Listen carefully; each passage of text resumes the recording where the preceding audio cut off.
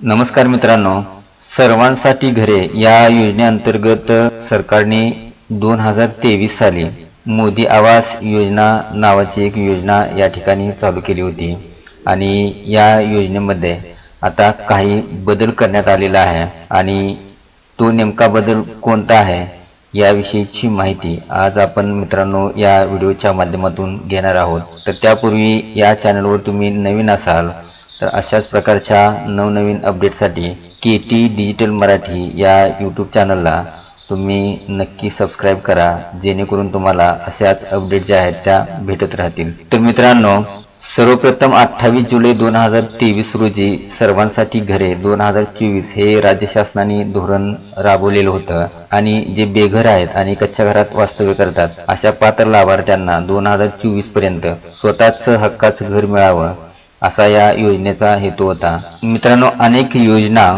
राज्य सरकारकडून या ठिकाणी घरकुलासंदर्भात राबवल्या जातात। त्याच्यामध्ये विमुक्त जाती भटक्या जमातीसाठी यशवंतराव चव्हाण मुक्त वसाहत योजना व धनगर आवास योजना, याचबरोबर रमाई आवास योजना, शबरी आवास योजना, आदिम आवास योजना, तथापि इतर मागास प्रवर्गातील लाभार्थ्याकरता अशा प्रकारची कोणतीच योजना अस्तित्वात यापूर्वी नव्हती, जे 2023 पूर्वी आणि इतर मागास प्रवर्गातील लाभार्थ्यांना घरकुल योजनेचा लाभ घेता यावा यासाठी 2023 साली एक JR निर्गमित करण्यात आलेला होता।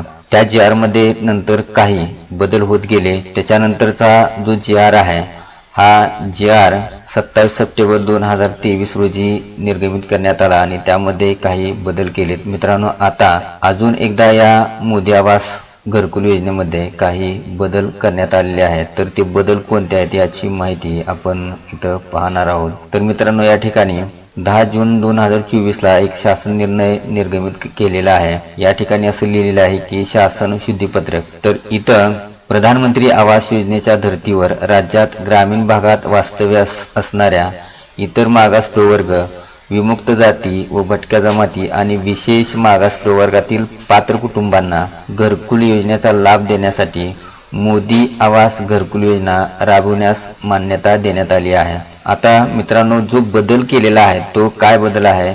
राज्यात ग्रामीण भागात वास्तव्यास असणाऱ्या इतर मागास प्रवर्गातील खालील पात्र कुटुंबांना घरकुल योजना लाभ देण्यासाठी मोदी आवास योजना राबवण्यास शासन मान्यता देत आहे।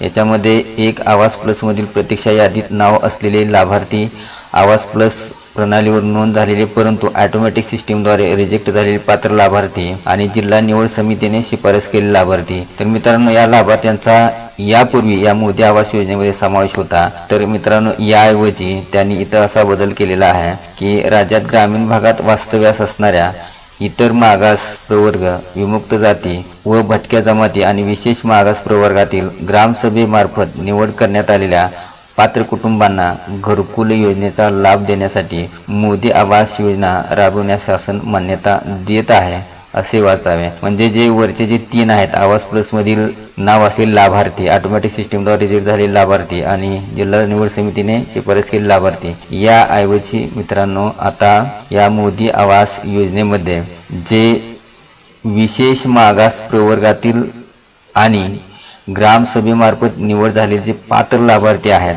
अशा पात्र लाभार्थ्यांना आता मोदी आवास योजनेतून घरकुल घेता येणार आहे। याची माहिती तुम्हाला तुमच्या ग्रामपंचायतच्या स्तरावरतीही उपलब्ध होऊन जाईल। त्या ठिकाणी तुम्ही भेट देऊन तुम्ही याविषयीची जास्त माहिती तुमच्या गावातील ग्रामपंचायतकडून इथं घेऊ शकता। तर मित्रांनो, हा जो JR आहे हा JR महाराष्ट्र शासनाच्या www.maharashtra.gov.in या संकेतस्थळावर उपलब्ध करून देण्यात आला आहे आणि त्यांचा संकेतांक क्रमांक सुद्धा त्यांनी या ठिकाणी दिलेला आहे। या ठिकाणी जाऊन हा संकेतांक क्रमांक टाकून तुम्ही सदरचा हा जो मोदी आवास योजनेविषयीचा बदल झालेला JR आहे हा JR काढून तुम्ही वाचू शकता। तर मित्रांनो, माहिती कशी वाटली नक्की कमेंट बॉक्समध्ये कळवा। जय हिंद, जय महाराष्ट्र।